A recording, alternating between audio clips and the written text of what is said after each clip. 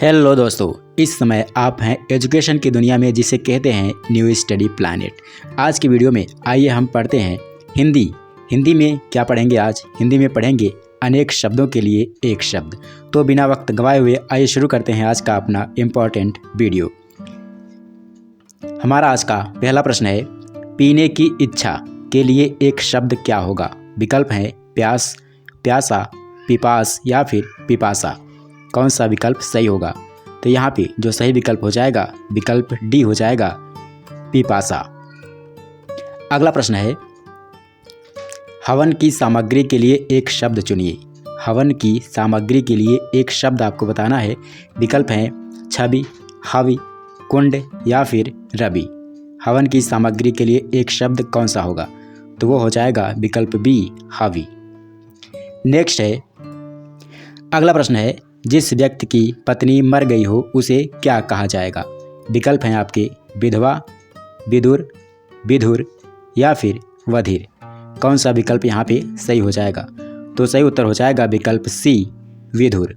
जिस व्यक्ति की पत्नी मर गई हो विधुर कहलाता है। नेक्स्ट है, जिसकी भुजाएं घुटनों तक लंबी हों। जिसकी भुजाएं घुटनों तक लंबी हों क्या कहलाएगा? अजान बाहु, बड़ बाहु, सुजान या फिर अनजान बाहु। तो सही विकल्प हो जाएगा विकल्प ए, अजान बाहु। अगला प्रश्न है, जो किसी से कुछ ना मांगे। जो किसी से कुछ ना मांगे के लिए एक शब्द कौन सा होगा? विकल्प हैं आपके अजाची, याचक, याचक या फिर अयाचक। कौन सा विकल्प सही होगा? तो सही विकल्प हो जाएगा विकल्प ए, अजाची। अगला प्रश्न है, जो समाप्त हो गया हो उसके लिए क्या कहेंगे। जो समाप्त हो गया हो उसे क्या कहेंगे? इत्यादि, आदि, श्री गणेश या फिर इतिश्री। कौन सा विकल्प सही होगा? जो समाप्त हो गया हो उसके लिए एक शब्द हो जाएगा विकल्प डी, इतिश्री।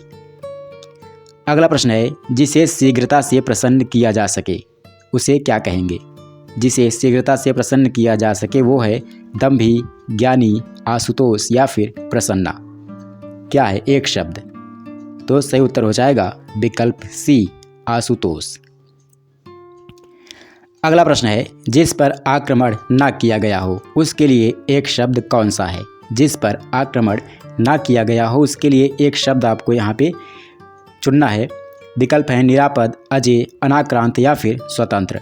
तो सही उत्तर हो जाएगा विकल्प सी, अनाक्रांत। नेक्स्ट है, वह स्त्री जो संतान उत्पन्न ना कर सके। वह स्त्री जो संतान उत्पन्न ना कर सके क्या कहलाएगी? पुत्रहीना, खंडिता, परकीया या फिर बंध्या।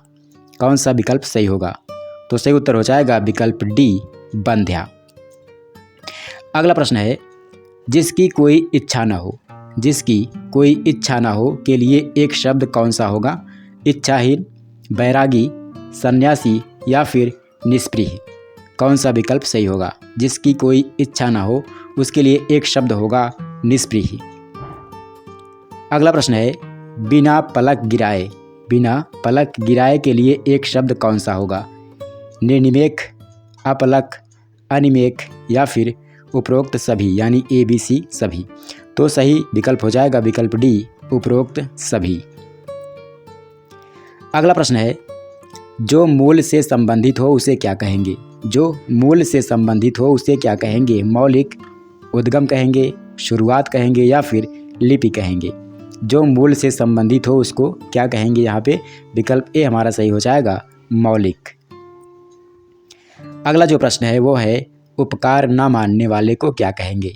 अगला प्रश्न है हमारा, उपकार ना मानने वाले को क्या कहेंगे? कृतज्ञ, कृतघ्न, नास्तिक या फिर विकल्प डी, विश्वासघाती। क्या हो जाएगा?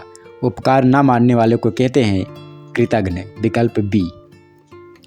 अगला प्रश्न है, उपन्यास से संबंधित के लिए एक शब्द कौन सा होगा। उपन्यास से संबंधित के लिए एक शब्द कौन सा होगा? विकल्प हैं उपन्यासकार, औपन्यासिक, ऐतिहासिक या फिर गद्य शैली। उपन्यास से संबंधित जो एक शब्द होगा वो हो जाएगा औपन्यासिक। नेक्स्ट है, मछली के जैसी आँखों वाली के लिए एक शब्द कौन सा होगा। मछली के जैसी आँखों वाली के लिए एक शब्द कौन सा होगा? चकोर, अक्षी, मीनाक्षी या फिर मृगनयनी। तो सही विकल्प हो जाएगा विकल्प सी मीनाक्षी। अगला प्रश्न है चिकीर्षा शब्द का अर्थ क्या है? चिकीर्षा शब्द का क्या अर्थ सही है बताना है आपको। विकल्प है करने की इच्छा, मरने की इच्छा, जीने की इच्छा या फिर सोने की इच्छा। चिकीर्षा शब्द का क्या अर्थ हो जाएगा? तो सही उत्तर हो जाएगा विकल्प ए करने की इच्छा। नेक्स्ट है जिसमें संदेह ना हो उसे क्या कहेंगे? जिसमें संदेह ना हो उसे क्या कहेंगे? संदिग्ध, असंदिग्ध, चिंतनीय या फिर अचिंतनीय। कौन सा विकल्प सही हो जाएगा? तो सही विकल्प हो जाएगा विकल्प बी असंदिग्ध। अगला प्रश्न है रोग जिसका ठीक होना असंभव हो। ऐसा रोग जिसका ठीक होना असंभव हो के लिए एक शब्द कौन सा होगा? असाध्य, संक्रामक, कोरोना या फिर विकट। तो सही उत्तर हो जाएगा विकल्प ए असाध्य। अगला प्रश्न है कम बोलने वाले के लिए एक शब्द कौन सा होगा?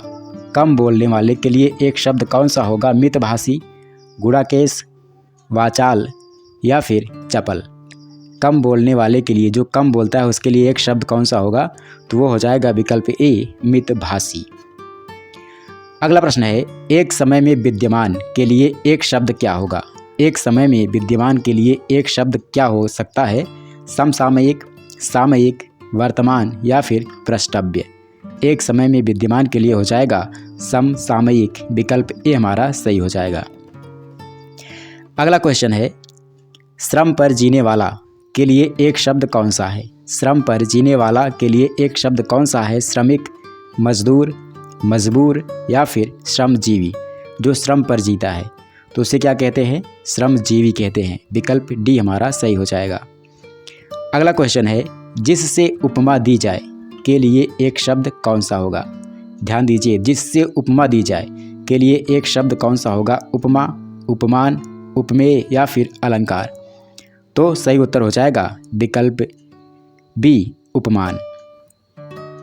अगला क्वेश्चन है विष्णु का उपासक के लिए एक शब्द निम्नलिखित में से कौन सा हो सकता है? वैष्णव, शैव, बौद्ध या फिर भक्त। विष्णु का उपासक क्या कहेंगे? तो यहाँ पे जो सही विकल्प हो जाएगा विकल्प ए हो जाएगा वैष्णव।